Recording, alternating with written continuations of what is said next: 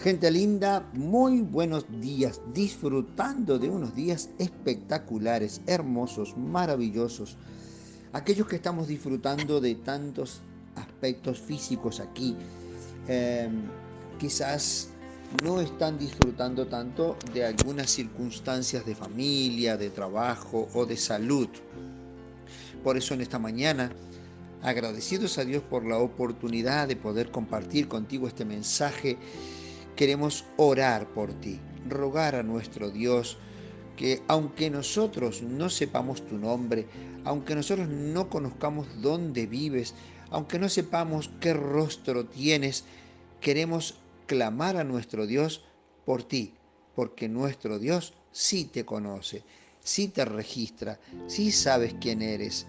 Así que agradecidos por el privilegio de orar unos por otros, vamos a clamar a nuestro Señor para poder disfrutar cerrando esta preciosa semana que misericordiosamente nos ha otorgado. Nuestro Padre y nuestro Dios, gracias en primer lugar, gratitud en nuestro corazón, alabanzas desde nuestros labios y de nuestro corazón, de nuestra mente, hacia ti, Señor, que eres el único Dios verdadero, el creador de los cielos y de la tierra, el creador del plan de salvación, el ejecutor del plan de salvación en Cristo Jesús y por la obra preciosa, maravillosa y poderosa de tu Santo Espíritu en tu pueblo, entre tu iglesia. Querido Dios, gracias por estos privilegios, estas oportunidades maravillosas. Gracias porque podemos orar por tus hijos aquí en Jardín América y en los alrededores, hasta donde esta señal alcanza, para presentártelos, querido Dios, a esos que son tus niños, que son tus adolescentes, tus jóvenes, tus adultos, tus ancianos. Ellos son tu pueblo. Y Señor, tú has enviado a Jesús para morir en la cruz por cada uno de ellos. Tú los conoces. Sus nombres están en tus manos, querido Dios. Tú conoces muy bien dónde viven, cómo viven, cuáles son sus luchas, sus alegrías, sus desafíos, sus lágrimas. Por favor, Padre eterno, acompaña en esta mañana y a lo largo de esta jornada a esos hijos tuyos que tú conoces y que tú amas y a los que tú estás preparando con tu espíritu para morar en el reino de los cielos. Abrázalos, hazles sentir tu poder, tu amor y tu preciosa paz. En el nombre de Jesús, rogamos que nos acompañes también a nosotros para que desde este lugar, Señor, podamos presentar Impacto Jesús, cómo Jesús impactaba en el pasado y cómo Jesús impacta ahora entre su iglesia, entre su pueblo y aún en aquellos que no lo conocían, para tocar sus corazones y mentes y subyugarlos por amor a ti. Que ese sea nuestra experiencia en esta mañana, en el nombre de Jesús. Amén. Muy bien, gente linda, vamos a disfrutar entonces hoy sí a partir del versículo 6. ¿Sí? Habíamos hecho la lectura hasta el versículo 9. Seguramente hoy nos vamos a poder extender un poco más hasta el final del capítulo 2. Esa es la intención, poder cerrar el capítulo 2. Hay mucho material para compartir, pero esperamos que el Señor nos permita poder avanzar y disfrutar. Capítulo 2 de la primera carta a los Corintios, versículo 6. Dice la palabra de Dios: sin embargo, hablamos sabiduría entre los que han alcanzado madurez en la fe. No la sabiduría de este mundo, ni de los poderosos de este mundo que perecen. Versículo 6 nos presenta otra vez el desafío de la sabiduría. La sabiduría, si la confrontamos con el capítulo 1, con el capítulo 1, aquí en esta misma carta, versículo 21. Capítulo 1, versículo 21. Puesto que el mundo, mediante su sabiduría, no reconoció a Dios. Ahora, Pablo vuelve otra vez a hablar aquí de la sabiduría entre los que han alcanzado madurez. ¿Sí? Y entonces nos dice el apóstol, hablamos sabiduría, no la del mundo, la de Dios, entre los que han alcanzado la perfección. Puede ser que digan algunas versiones la perfección. En esta versión dice entre los que han alcanzado madurez en la fe. Madurez en la fe. Perfección o mejor traducido, madurez. Madurez en la fe. No la sabiduría de este mundo, ni de los poderosos de este mundo que perecen. ¿Sí? Hablamos en plural. ¿Quiénes hablamos? Los pastores, nosotros, dice Pablo, los que venimos predicando el Evangelio de Jesucristo, los que hemos estado compartiendo la buena nueva con ustedes, los que de mí vinieron otros, como Apolos, que también vinieron, y nosotros, dice el apóstol Pablo, hablamos sabiduría de Dios entre los que han alcanzado la madurez en la fe, entre los perfectos en la fe. Aquellos que, ustedes saben, tenemos experiencias en todas las iglesias, sin lugar a dudas, que están aquellos que llevan mucho tiempo en la iglesia, o no, pero hay mucha gente que lleva mucho tiempo en la iglesia y que no ha crecido espiritualmente y tampoco intelectualmente, pero sobre todas las cosas espiritualmente.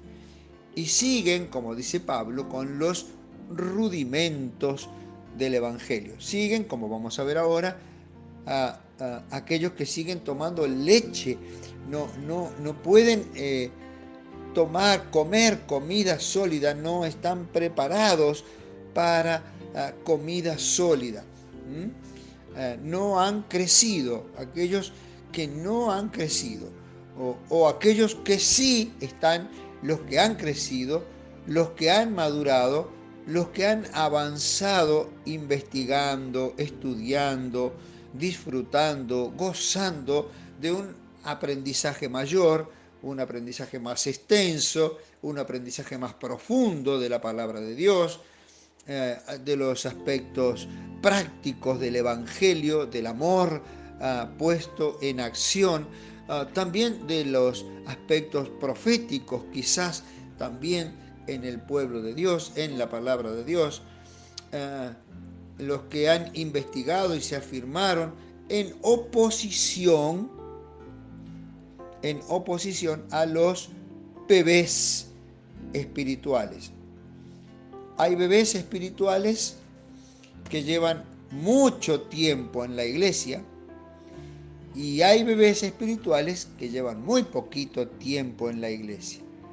En realidad, la idea de los bebés espirituales se aplicaría mejor y más correctamente a aquellos que recién nacieron en el Evangelio, aquellos que escuchando el querigma, la predicación, aquellos que estuvieron escuchando la proclamación en alguna campaña, aquellos que participaron de algún evento y escucharon la palabra del Señor y el Señor tocó su corazón. Quizás estaban en una cancha de fútbol escuchando al gran evangelista. Quizás estaban en un gran estadio. Quizás estabas en una cárcel, en una celda, solo, con frío, sintiendo la necesidad de entender cómo habías llegado a esa situación. Quizás estabas en una crisis económica con tu gran empresa y estabas necesitando saber qué pasaba con tu vida y qué pasaría con tu futura vida y con tu familia. Quizás estabas en una cama de hospital Quizás estabas solo, con tu familia destruida, separado, divorciado, sin esposa, sin hijos, como un linchera caminando errante, pero escuchaste o leíste un mensaje en un folleto que te animó a escuchar el querigma, la predicación de la palabra de Dios. Y escuchaste, y el Señor despertó tu mente y despertó tu corazón, y entregaste tu vida al Señor. A los nuevos, a esos les cabe mejor, más correctamente, la idea de los bebés espirituales. Ellos están naciendo, son los que llevan menos tiempo en la iglesia. Seguramente conoces a algunos de estos dos grupos, los que llevan mucho tiempo y que siguen siendo bebés espirituales, y aquellos que llevan muy poco tiempo, que recién están entrando en la iglesia, conociendo a los hermanos, apreciando la fe, teniendo su Biblia por primera vez en sus manos, disfrutando del momento del bautismo, ese momento tan histórico en tu vida, aquel que marcó el antes y el después con Jesús. A veces nos preguntamos, ¿cómo es posible que una persona lleve tantos años en la iglesia? Bueno, Pablo se refiere a estos. Él estuvo 1 año y medio predicando y enseñando. 1 año y medio en Corinto, ¿se acuerdan? Y sin embargo, Pablo dice, ¿cómo es posible que haya gente que todavía sigue tomando leche? Y está hablando de 1 año y medio nada más. Imagínate cuando los pastores tienen las iglesias con 10 o 12 o 15 años, 20 años de iglesia, y encuentra que todavía hay bebés espirituales dentro de la iglesia. Hay que animar, hay que fortalecer. A veces el ministro se siente un poco caído, frustrado. ¿Qué pasa? ¿Cómo puedo hacer para despertar el interés de estos mis hermanos para que quieran comida sólida, para que no estén dependiendo de la leche solamente, sino que puedan tener alimento fuerte, alimento sólido? Pablo está hablando aquí no de los bebés espirituales, sino dice a los que han alcanzado madurez en la fe, a los fuertes espiritualmente hablando, a los fuertes. Hablamos sabiduría entre los que han alcanzado madurez en la fe. No en la sabiduría de este mundo ni de los poderosos, sino en la fe de Jesucristo. Y entonces Pablo contrasta esta sabiduría del mundo, que es la sabiduría sin Cristo. Es la filosofía, es la retórica, la erudición de los griegos y de los romanos. Ni siquiera de los príncipes de este mundo. Como decía recién, si hubieran sido sabios, estos hombres poderosos, estos príncipes, no hubieran crucificado al Señor. ¿Sí? Sabiduría política, sabiduría religiosa, pero, ¿sí? ¿Pero qué? Pero no fueron capaces de discernir, no fueron capaces de distinguir. Versículo 7. Hablamos sabiduría de Dios en misterio. Otra vez, es sabiduría de Dios. En misterio, la sabiduría oculta que Dios predestinó antes de los siglos para nuestra gloria. Es un misterio que ha sido revelado. Es ese misterio que estuvo oculto por los siglos y que luego, llegado el cumplimiento del tiempo, Dios envió a su Hijo. Y el plan, el misterioso plan de redención, el misterioso plan de salvación, que a pesar de los hechos traía gozo y una sonrisa al corazón de Dios, porque sabía que su plan sería el plan perfecto y que sería el plan victorioso.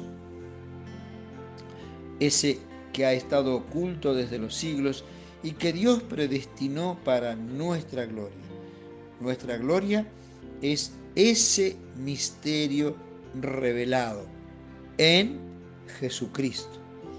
La gloria de la iglesia es el misterio de Dios revelado en el Evangelio de Jesucristo. Decimos en el versículo 8, la cual ninguno de los poderosos de este mundo conoció, porque si la hubieran conocido, nunca habrían crucificado al Señor de la gloria. Impresionante, ¿verdad? Esa sabiduría que ninguno de los líderes políticos ni religiosos de Israel conocieron. Porque si la hubieran conocido, esa sabiduría de Dios,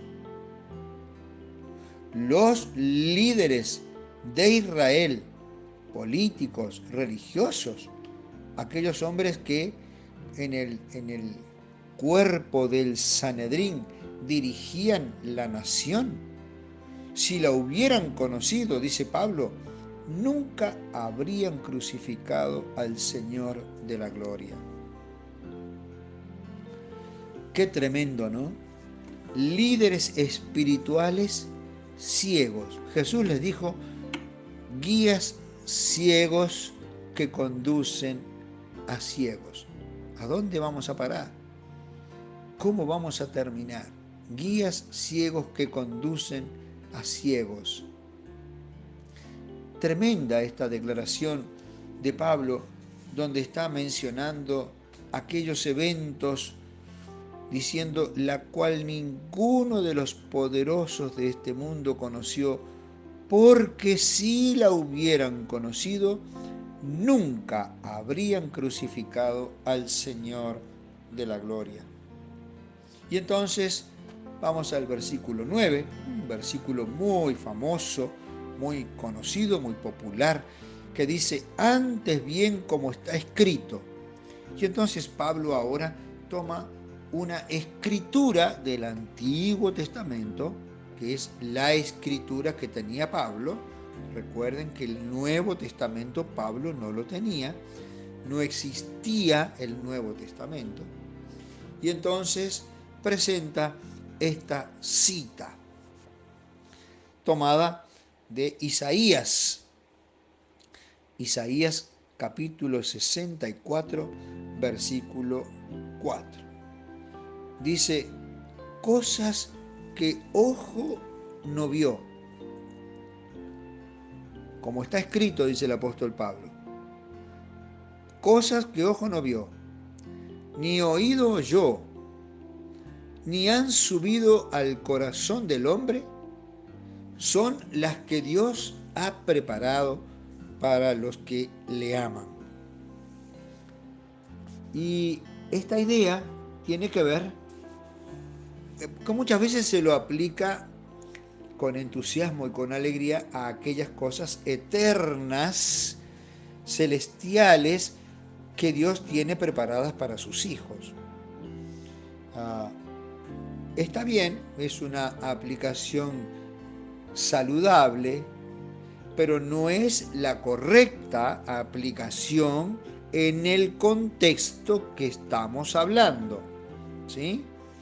Solo los que aman a Dios pueden ver en la cruz.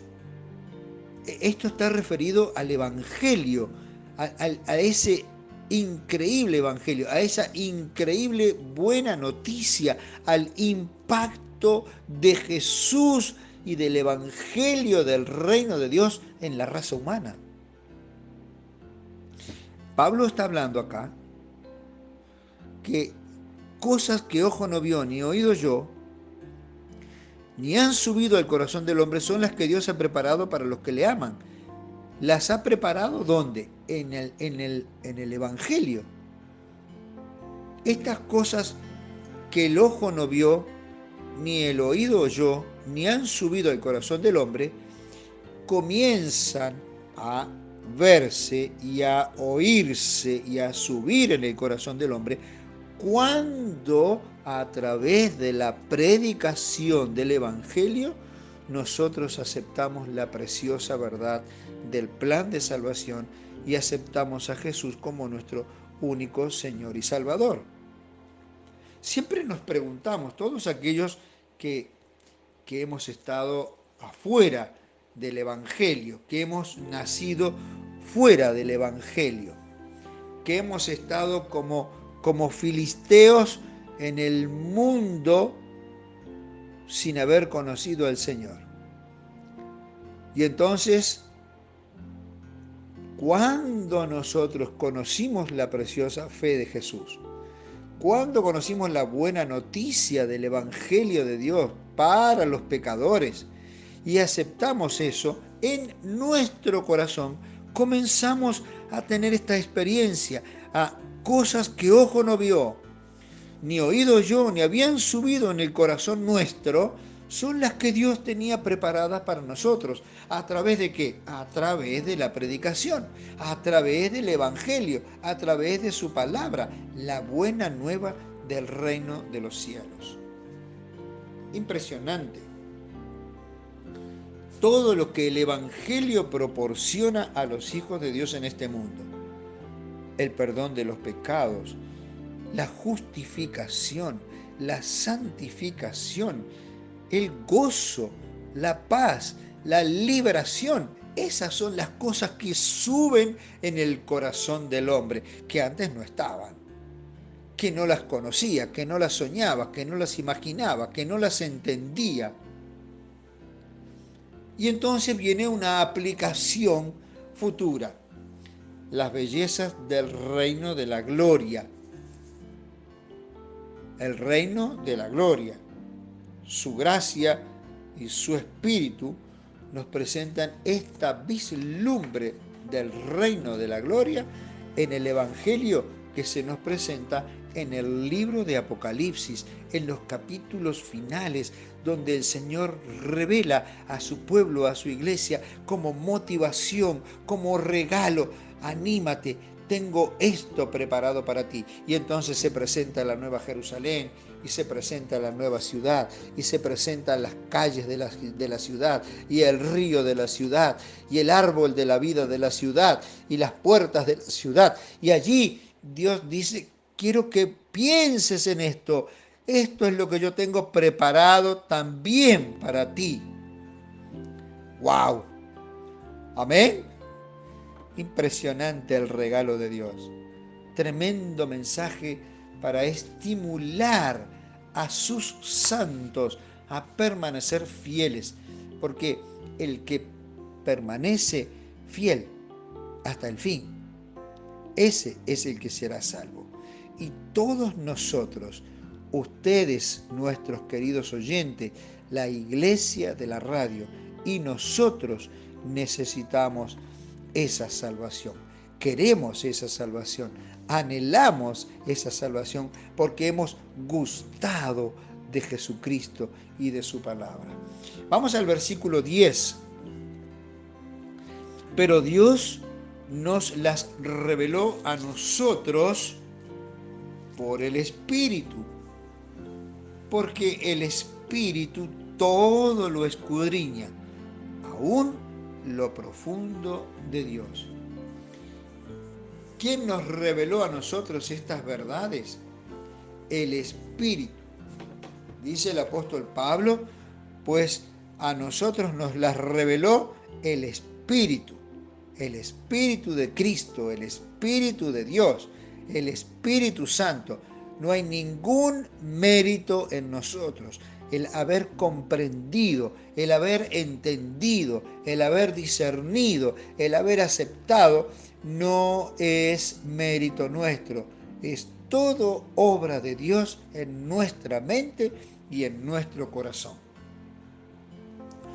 Qué impresionante regalo, ¿no? El Espíritu nos reveló. Imagínate a Dios ocupándose para que tú entiendas en forma personal. Él es tu maestro particular. Tu maestro particular. Tienes un problema que no entiendes. Cuando habían dificultades en nuestra época, habían profesores particulares. profesores que daban clases, te enseñaban algunas materias que tenías dificultades y te daban una clase personalizada, ¿sí? El maestro particular, el maestro de apoyo, ¿sí? Entonces, imagínate que el Espíritu de Dios es tu maestro particular, es tu maestro, tu profesor privado, tu profesor de apoyo. Él va a revelarte las cosas espirituales para que las entiendas, porque Él quiere que te goces con Él, revelando las preciosas verdades del Evangelio. Versículo 11. Porque dice, ¿quién de entre los hombres conoce las cosas del hombre sino el espíritu del hombre que está en él? Del mismo modo, nadie conoció las cosas de Dios sino el espíritu de Dios. Hace pocos días atrás estábamos charlando con un grupo mientras estudiábamos la palabra y decíamos, ¿quién conoce nuestros? Todos tenemos secretos. Todos tenemos secretos. Nadie conoce en profundidad a nadie, ni los cónyuges. Muchas veces ellos son los que menos conocen el interior del corazón, la vida de la persona que comparte su vida con ellos. Hay cosas que son mías, hay cosas que son mías y de nadie más, son mías y de Dios. Y cada uno de los cónyuges piensa así, hay cosas que son mías y de Dios, y entonces no se las voy a contar a mi marido o no se las voy a contar a mi mujer, se las voy a contar a Dios. Esas cosas que conoce el espíritu del hombre, y solo el espíritu del hombre las conoce, dice Pablo, así el único que conoce las cosas secretas y profundas de Dios es el Espíritu de Dios. El Espíritu que todo lo conoce, que todo lo penetra, que todo lo sabe. Pablo dice, así como nadie conoce a una persona, sino solo esa persona de sí misma, así es con Dios y con su Espíritu. Muy bien, versículo 12, dice el pastor Pablo.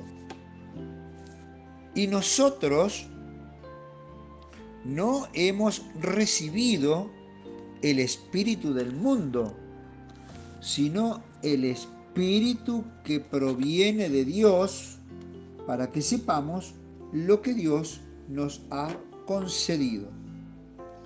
Bueno, creo que está muy clara esta idea. No tenemos el espíritu del mundo, sino el espíritu que proviene de Dios, el Espíritu de Dios. No tenemos el espíritu del mundo. Nuestra mente no se deleita en el pecado. No estamos maquinando el pecado. No vivimos en una actitud de pecado. No vivimos en una práctica pecaminosa. Tenemos luchas, por supuesto. Hay tentaciones, por supuesto. Pero no tenemos el espíritu del mundo, sino el espíritu que proviene de Dios. Hemos recibido por la fe en Jesucristo el espíritu que proviene de Dios, el espíritu de Cristo, el Espíritu Santo. Ese es el espíritu que hemos recibido, dice el apóstol Pablo. ¿Para qué? Pregunta él acá. O sea, él no pregunta, yo hago la pregunta porque él dice, ¿para qué? Para que sepamos lo que Dios nos ha concedido. La única forma de entender, saber, discernir, comprender lo que Dios nos ha concedido en el Evangelio, en Cristo, es a través del Espíritu de Cristo. No hay otra forma. No podemos entender el mensaje de salvación, el mensaje de Cristo con el espíritu del mundo. ¿Recuerdan? Para el mundo esto es locura. Para el mundo eso es locura. Ya lo vimos y entonces Dios nos ha dado el Espíritu Santo Esto para otra vez confirmar, no es mérito del ser humano, no es mérito de la capacidad de alguien, del momento, de la capacidad intelectual, de los dones intelectuales que pueda tener, de los títulos intelectuales que pueda tener. No, esto es porque hemos recibido el Espíritu que proviene de Dios. ¿Para qué? Nos preguntamos. Y Pablo dice, para que sepamos lo que Dios nos ha concedido. ¿Qué es lo que Dios nos ha concedido? El mensaje de salvación, el evangelio eterno. Es a través de Jesucristo, es en Jesucristo donde vamos a entender lo que Dios nos ha concedido. Versículo 13.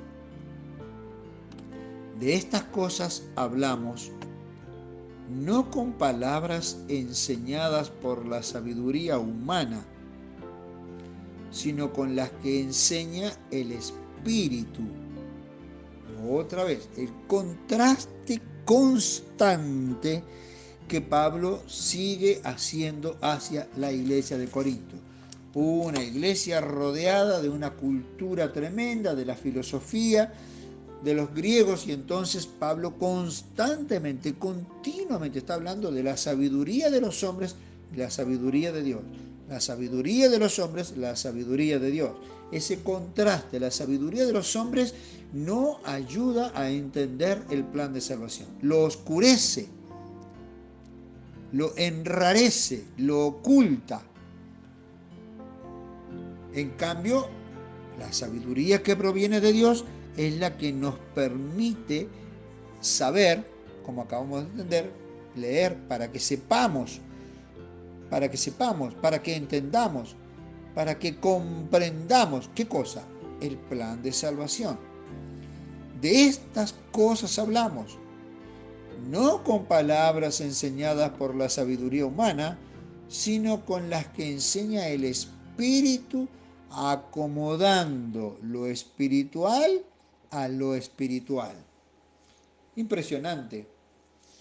Versículo 13.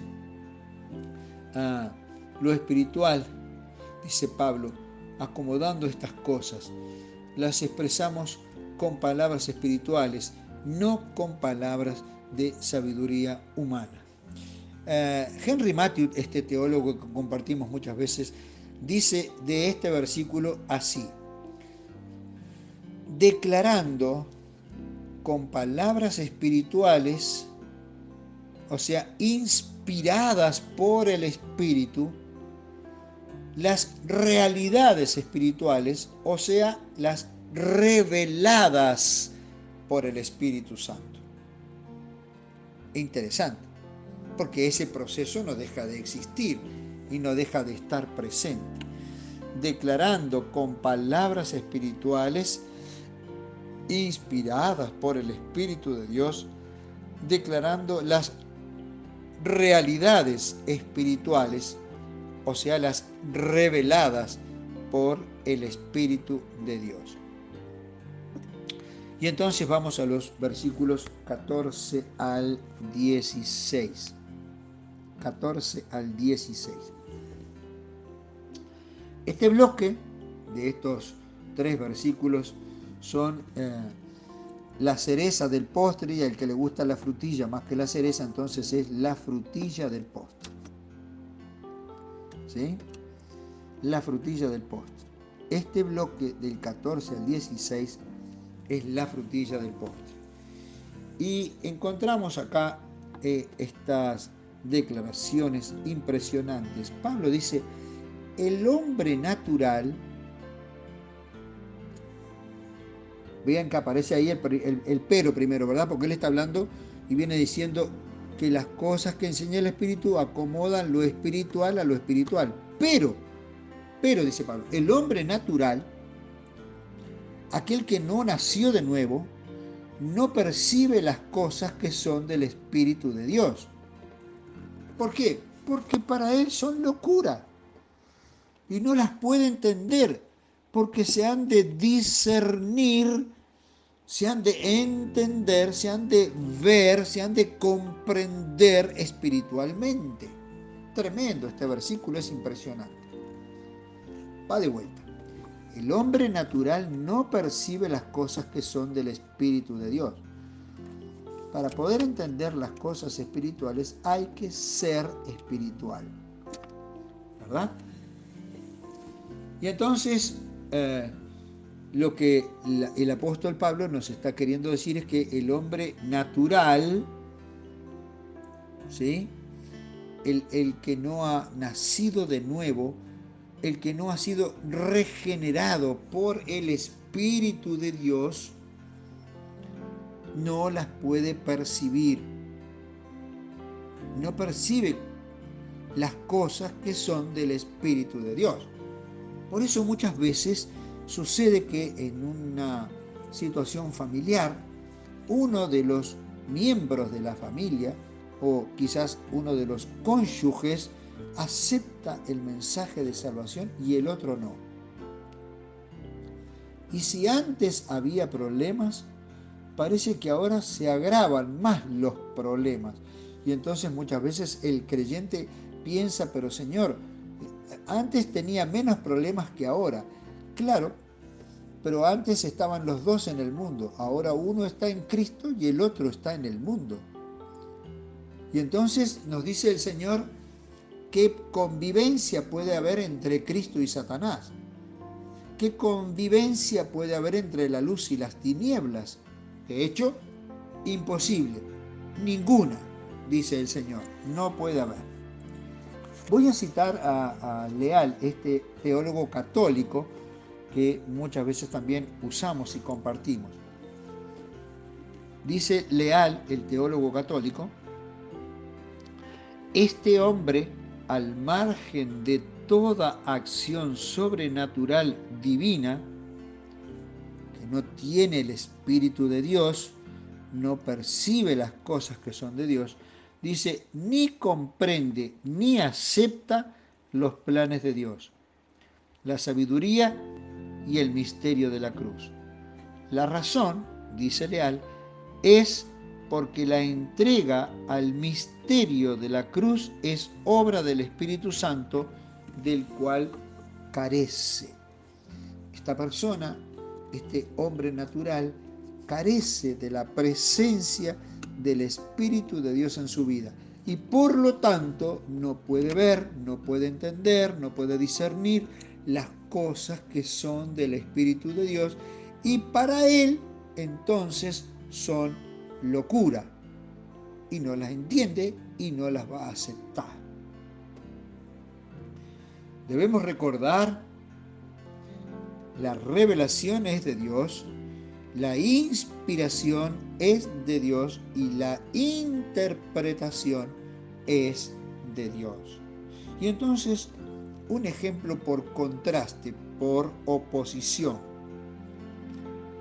Así como es de inútil o absurdo o imposible describir una puesta de sol a un ciego de nacimiento o atrapar rayos de sol con un anzuelo, este es un ejemplo de un teólogo que cita MacDonald, este teólogo que usamos nosotros, así de absurdo, con estos ejemplos, dice, así de absurdo es, así de imposible es pescar un rayo de luz con un anzuelo, que un hombre natural pueda percibir, discernir, entender, apreciar la revelación de las cosas de Dios. Y entonces tenemos que ir cerrando con esto. En cambio, dice el apóstol en el versículo 15, el espiritual juzga todas las cosas sin que él sea juzgado por nadie. Esto no significa que los miembros de la iglesia que son espirituales no puedan ser juzgados en la iglesia por alguna situación. Siempre estamos sujetos al orden de la iglesia que Dios estableció. Y el versículo 16 nos dice lo siguiente: ¿quién conoció la mente del Señor? ¿Quién lo instruirá? Pues bien, Nosotros tenemos la mente de Cristo. Vamos a continuar con este bloque, pero quiero cerrarlo para que no quede colgado, de manera tal que quede cortado por allí. Que el Señor te abrace y te ayude a entender esta porción bíblica maravillosa, impactante, impresionante. Nosotros tenemos la mente de Cristo. Y si estás en alguna situación difícil, de tentación, de posibles caídas, clama al Señor y dile: Señor, yo necesito que tu Espíritu o me lleve a la muerte o de alguna manera impida que esta tentación se concrete. Más vale morir que pecar. Que el Señor te abrace con su precioso Espíritu. Chau, chau.